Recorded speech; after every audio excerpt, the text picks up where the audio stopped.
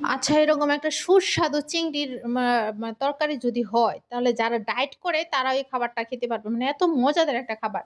মানে মাছ খাওয়া হলো আবার ডায়েটও হলো এরকম একটা বিষয়। মানে সবজি খাওয়া হলো। আচ্ছা, ১ম এ আমি চিংড়ি মাছগুলাই সুন্দর করে ধুয়ে কেটে নিছি। তারপর আমি একটু তেল দিলাম। অল্প পরিমাণ তেল দিলাম। তারপর পেঁয়াজ কুচি দিলাম, তারপর পেঁয়াজ বাটা দিলাম, তারপর হলুদ, মরিচ, ধনিয়ার গুঁড়া দিলাম।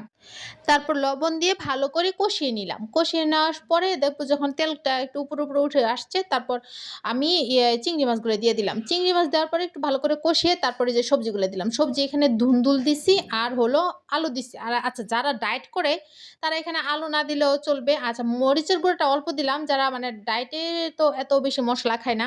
তো কাঁচা মরিচটা একটু বেশি করে দিলে দেখা যায় যে ঝালটা হয়ে যায়। আচ্ছা, তারপর খুব সুন্দর করে সবগুলা কষিয়ে এই যে ঢাকনা দিয়ে ডেকে দিলাম। কষিয়ে ঢাকনা দিয়ে খুব সুন্দর করে ডেকে তারপর কষিয়ে নিলাম। কষিয়ে নেওয়ার পরে যাই হালকা একটু পানি দিলাম। অল্প পানি। মানে দুধ দিলে এমনিতেই পানি উঠে, অল্প পানি দিলে খুব সুন্দর যখন গ্রেভি হয়ে যাবে তখন উঠিয়ে নিব।